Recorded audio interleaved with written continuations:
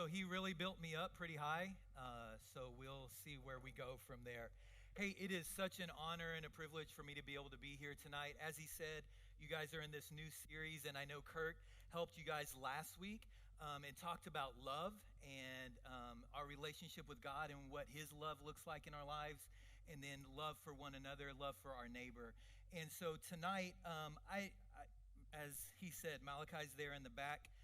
I feel old. I'm from the 1900s. Can you guys believe that? I'm from the 1900s. I mean, I have a son who's some of your ages. And tonight, when I was thinking about how to start this, I don't know if you guys have ever heard this song. Maybe it's been on a TikTok or something like that. But there was a group when I was young, probably when I was your age, by the name of Salt and Pepper. Has anyone ever heard of Salt and Pepper? No? Okay, a few of you guys have. At first, I thought they were the ones who were talking about helping us not to chase waterfalls, but I was corrected. That's TLC. But Salt and Pepper, they had a song, and it was this: let's talk about sex, baby. Let's talk about you and me. Let's talk about all the good things and the bad things, and maybe let's talk about sex. Some of you guys know the lyrics. Wow, that's crazy. But I want to read this verse to you. Listen to this verse really quick, and this is going to help us to kind of dive into our subject tonight, which is sex. It says this: hot to trot, make any man's eyes pop. She uses what she's got to get whatever she don't got. Fellas drool like fools, but again, they're only human. The chick was a hit because her body was booming. Gold, pearls, rubies, crazy diamonds, nothing she ever wore was common. Her dates were head of states, men of taste, lawyers, doctors. No one was too great with her or even to mess with. The prez was next on her list, which I think is short for president. And believe you me, it's as good as true. There ain't a man alive she couldn't get next to. Now listen to this. She had it all in the bag, so she should have been glad. But she was mad and sad and feeling bad, thinking about the things that she never had. No love, just sex, followed next by a check and a note that last night was dope. All she had was sex. No love, just sex. And as I was thinking about that tonight and just wanting to talk to you guys for a minute, what I want you to understand, if you don't believe in God, if you don't believe in Jesus or the Bible or church, and maybe you just came here to hang out with some friends, I'm so glad you're here. And you don't have to believe like me or think all of the things that I think. We don't have to agree on everything. But what I'm hoping is that even if you don't agree with everything that I say tonight, maybe it'll create one more category in your mind to say, hey, maybe I should really think about that. When it comes to my sexuality, when it comes to sex, maybe I should think a little bit more about this. And this is the part of my talk, of my sermon, of my teaching that I wanted to skip. But I felt like if I asked you these questions, even if you don't believe in God, even if you don't have a church background, it would make you lean in and say, you know what, I think that's true. And that's what I'm hoping is that when I'm discussing this with you, and I love what Pastor Mike said, I hope this isn't just me talking at you, but this is something that sparks a conversation for you to have with people that you trust, with people that you care about, because I think sex is a big deal. But the myth that I want to debunk tonight, if you get distracted, if you have to leave early, if you end up playing games on your phone, this is my point for the whole talk. It's just simply this: that sex isn't just physical. Sex isn't just physical. Because so many times we'll hear things like this: well, it was spring break, or I was drunk, or I don't even remember his name, or I was just doing what everyone else was doing. And I mean, it's not that big of a deal, right? Because we just think sex is just physical. But I think all of us intuitively know that that's not true. That sex actually it has a deeper meaning and a deeper connection to you than what you think. And the questions I want to ask you, hopefully it'll make you lean in. And these won't be on the screen, but I just want you to think about them as I ask them. If sex is only physical, why is it that when a child is sexually abused, it is difficult for them to move past that experience? If sex is only physical, then why is it so hard for someone who's been sexually abused as a child or molested as a child to move past that? Why is that something that it feels like it follows them for the rest of their lives? Why can't they just grow up and move past it? If sex is only physical, then why is it so hard for people who've been abused to move past it? If sex is only physical, why is it that rape is so much more devastating to a woman than being beat up? I mean, most women, they'll report when they've been physically abused or beat up. They'll report that to the authorities. But when a woman is raped, why is it that she feels like she has to carry that secret or that shame or that guilt with her for the rest of her life? If sex is just physical, then why does that happen? If sex is just physical, then why is it that men with the deepest sexual issues have uninvolved or absent fathers? Why is it that men, not men who are curious or trying to experiment, that's not what I'm talking about. Men who have the deepest sexual issues usually have an absent or uninvolved father. That has something to do with their family. That has something to do with another man in their lives. Why is it? Because sex isn't just physical. Last one, and we'll move on. Why is it that most people's greatest regrets are sexual? If sex is just physical, why is it that people's greatest regrets are sexual? When someone says, hey, Pastor Michael, can I set up a meeting with you? Hey, I need to share something with you that I've never talked to anyone else about, that I've never shared with anyone else. Most of the time, I would say 99.5% of the time, I know it's going to be something sexual. Why? Because most of people's greatest regrets have to do with their sexuality. It's not, hey, I was backing up in the parking lot and I accidentally hit another car and I didn't leave a note. I want to come and talk to you about that. No, most of the time it has something to do with a sexual issue that they're facing. And so I hope that you understand, and I hope that you know that sex isn't just physical. Now, all of that being said, guys, I don't want you to get nervous, but I want to show you something tonight. Most of you may, if you have any interest in history, or if you have any history or interest in instruments, most of you guys might have heard of Antonio Stradivarius. He was born in Italy in the 1700s, and him and his family created violins that were extremely valuable all the way even back then. Most people would describe these violins as almost having a supernatural tone or supernatural quality, and they tried to replicate it over and over and over again, but no one could do it. In fact, Napoleon Bonaparte's violin, Stradivarius violin, sold for $3.6 million just a few years ago. So I've asked Freddie to help me out really quick. This is a violin, and we have it here. And I just wanted to be able to show it to you guys so that you could see what it looks like.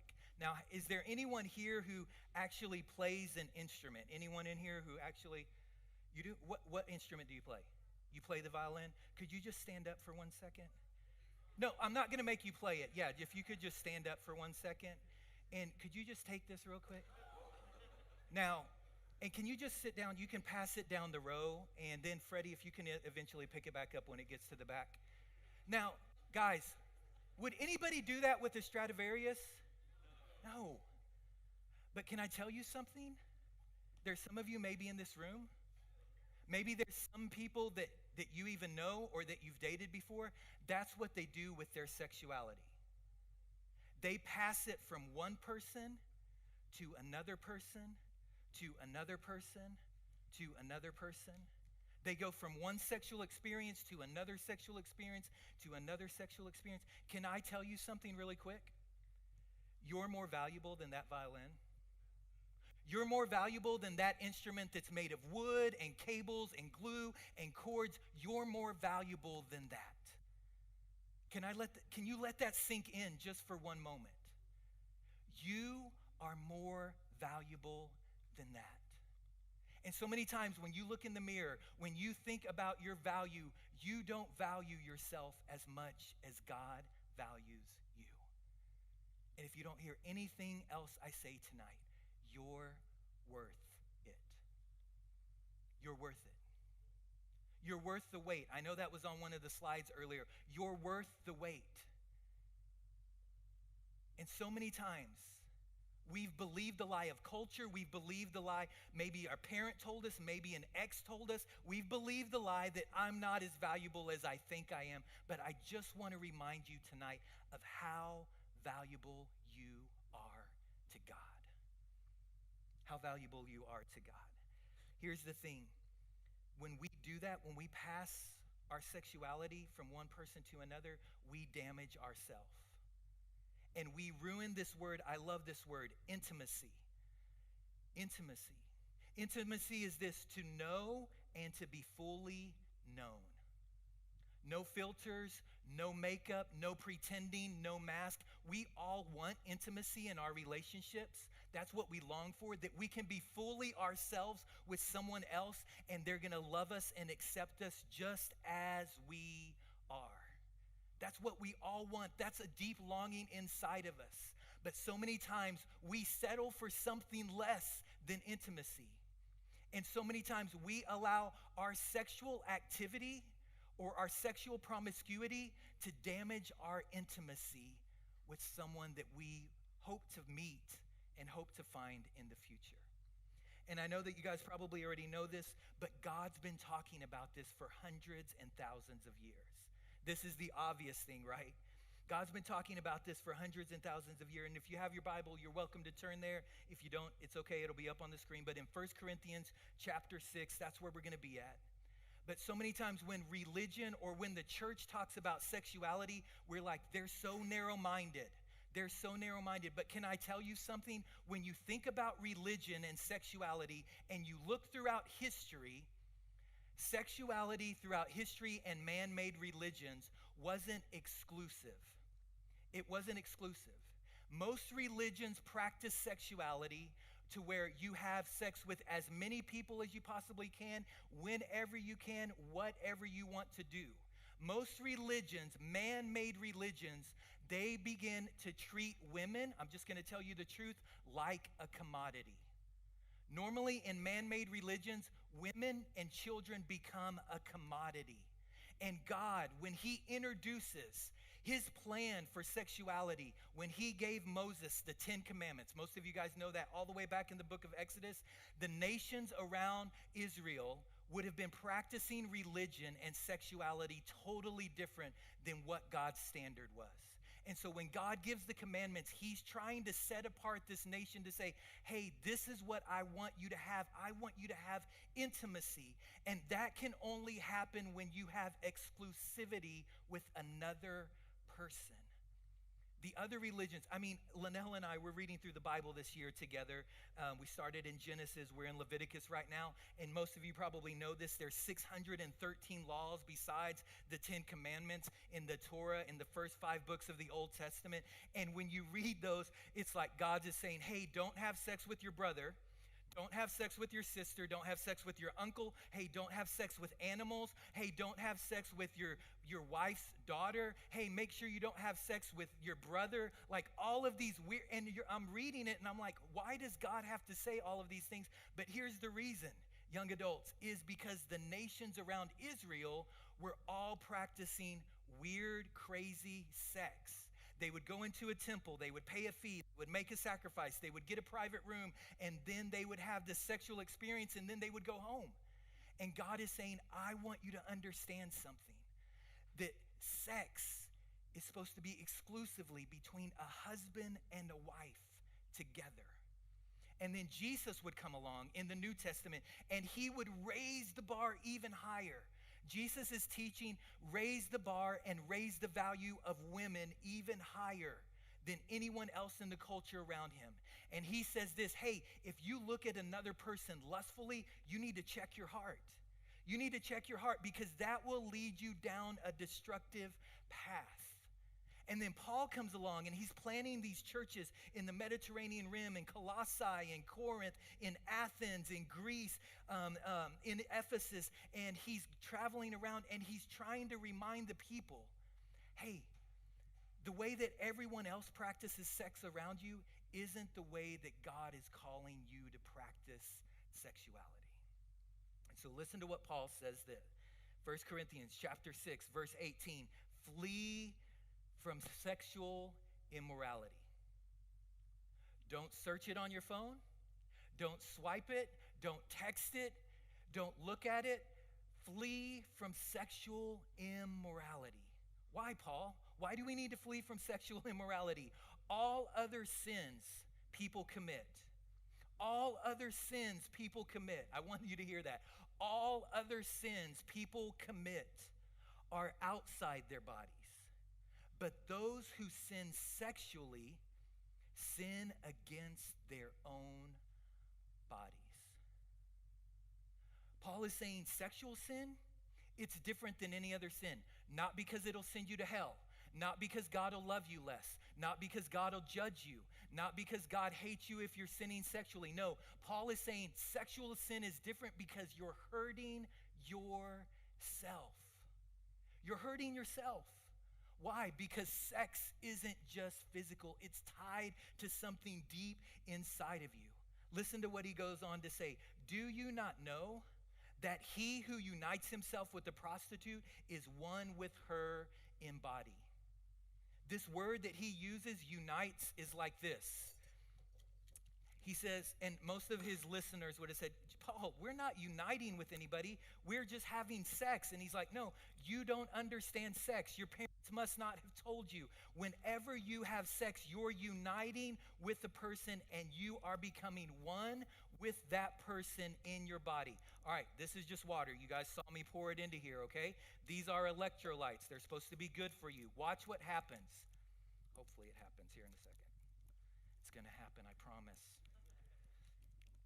I was going to make a joke, but I won't say that out loud. All right. You can read between the lines. This water is now united with these electrolytes. Then you can stir it up. Now tell me, how easy would it be to separate the electrolytes from the water now? Yeah.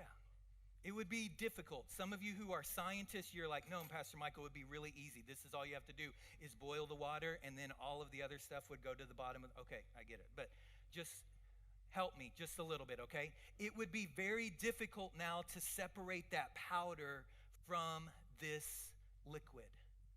When you unite yourself, when you have sex with another person, you're uniting with them. And Paul says this incredible verse. He's calling all the way back to Genesis. Listen to what he says here. He says, for it is said, the two will become one flesh. God created it, man, woman. When the two come together, when they experience intimacy together, the two will become one together.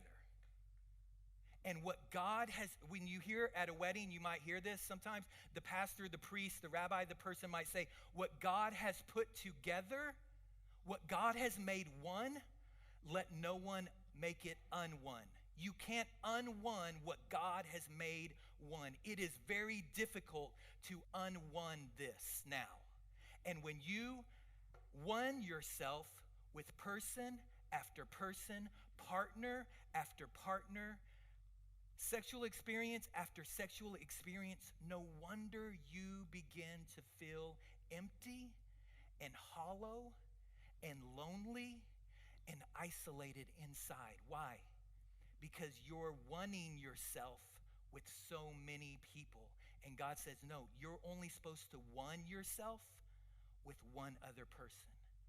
And when you one yourself with one other person, it will create intimacy and exclusivity. Paul goes on to say this, do you not know, because they didn't know, do you not know that your bodies are temples of the Holy Spirit, who is in you, whom you have received from God? Now, if you're not a follower of Jesus, you don't have to listen to this part. But if you say, I'm a follower of Jesus, I'm a Christian, I'm trying my best to follow Jesus, this is for you. Do you not realize that when you decided to follow Jesus, now the Holy Spirit in a supernatural way resides in you? This is just a building. God doesn't live here. God lives inside of you. Every single one of you who've decided to follow after Jesus. He says the Spirit of God lives inside of you. You are not your own. You were bought with the price. Do you guys realize that? You've been bought with the price. I think Kirk talked about this last week. The most famous verse in the whole Bible, John 3:16. For God so loved the world that he gave his one and only Son, that whosoever believes in him would not perish, but would have everlasting life. Jesus paid the price for your life with his life. So many people come to me and they'll say, Michael, I think God's mad at me. And I always point them back to John 3:16. God's not mad at you. God loves you so much that he allowed his Son to stretch out his arms and say, I love you this much. This is how much I love you. I'm not mad at you. I'm not angry with you. I love you and I have a plan and a purpose for you. And you're welcome. I love what Melvin said. All of you who are weary and you're heavy laden, come on. I'll give you rest. Come to me. And God says, I love you this much. Some of you, I know you might have pushback and you might be saying to yourself, well, Michael, that's good for you. That's not good for me. That's nice for Christians. That's not good for me. That's good for the church. That's not good for me. Because sexuality is a preference. Sexuality is a preference. And can I just want to create another category with you. Not an argument, a category. Sex is not a matter of personal preference. It's a matter of divine design. See, preference is this. I like rap music. You like classical music. I like Tupac. You like Snoop Dogg. Okay? I like the color purple. You like the color black. Those are preferences. But sex is not a preference. Why? Because of divine design. There's a predictable outcome. Just like this, you can decide to eat Twinkies and chocolate and hamburgers and French fries and drink soda. But what's going to happen to your body if that's all you ever eat? It's not going to be healthy for you, right? But you can choose to eat fruits and vegetables and drink water and eat protein, and that's going to have an effect on your body. Why? Not because of preference, but because of design. And God created sex, God designed sex, and you can have a healthy sex life. You can have a healthy relationship with your future spouse, but not because of your preferences, but because of divine design. And you won't see a Netflix movie or show about this. You won't see a commercial about it. You won't see anything else about it. Why? Because it's not promotable. We don't like that. We are all drawn to drama, right? That's how The Bachelorette is working. That's how The Golden Bachelor is working. Like, why do we watch this stuff? Why? Because of drama. But I'm telling you, divine design for your sexuality, if you will follow that, you will find life and peace and joy in your relationship with your spouse. I've been married for 23 years to my wife, Linnell. Here in the back, we just celebrated 23 years of marriage this past January. Yeah. And our marriage isn't perfect by any stretch of the means. But she's the greatest human I know. And we have an intimacy I don't have with any other person, and she doesn't have with any other person. And I don't want to be with any other person, and I'm assuming, I think this is right, she doesn't want to be with any other person. Why? Because we know each other. We can finish each other's sandwiches, okay? Like, that's how well we know one another. That's how much we love each other. And it is so amazing, and it's so good, and it's so wonderful, and I wouldn't want to change it for anything else in the world. And that's my hope, and that's my prayer for you. Because for some 20-something years, I've been in ministry. I've been a youth pastor, outreach, evangelism, discipleship, associate pastor, preaching pastor, all of those things. And for 20 years, people have been coming to me, people who are divorced, people who have sexual addictions, people who want to get married, people who've lost their marriage, people who've ruined their marriage, people who've had affairs, the whole gamut. And what they wish that they had is something that I hope you as young adults, I don't know if there's anyone who is in here who's been married or who is married right now, but I want something for you. And I love to tell young adults this. If you'll just, for 1 second, and I try to say this almost in a lot of my sermons and a lot of my teachings. God doesn't want something from you. He wants something for you. And so many times we think God's trying to keep something from us, but he actually wants something for us. And if we would just step back and listen to wisdom, I mean, you can save yourself heartbreak and heartache and counseling sessions and baggage that you'll have to carry into your marriage. Here's my last point, and I'll be done. Determine the story you want to tell. What story do you want to tell? What story do you want to tell to your future spouse?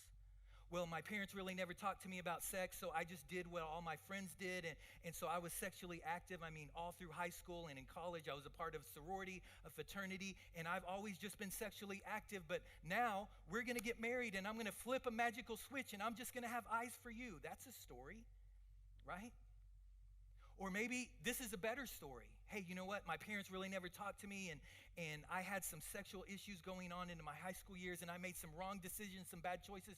But one night at Y8, at this church called Calvary Church, and I don't even remember the guy's name, and he talked way too fast, but that night, he said something that resonated inside of me.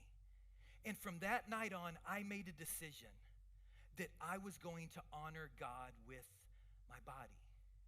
I made a decision that night that from now on, I'm not going to text back. I'm not going to move in. I'm not going to have one night stands. I'm not going to have a walk of shame. I'm not going to scroll. I'm not going to look at this stuff. I'm not going to go and keep going back to this. Did someone say thirsty earlier? I don't know what that means exactly, but maybe I can use that here. I don't know. But anyway, I just decided, you know what? I'm making a decision. I'm going to honor God with my body.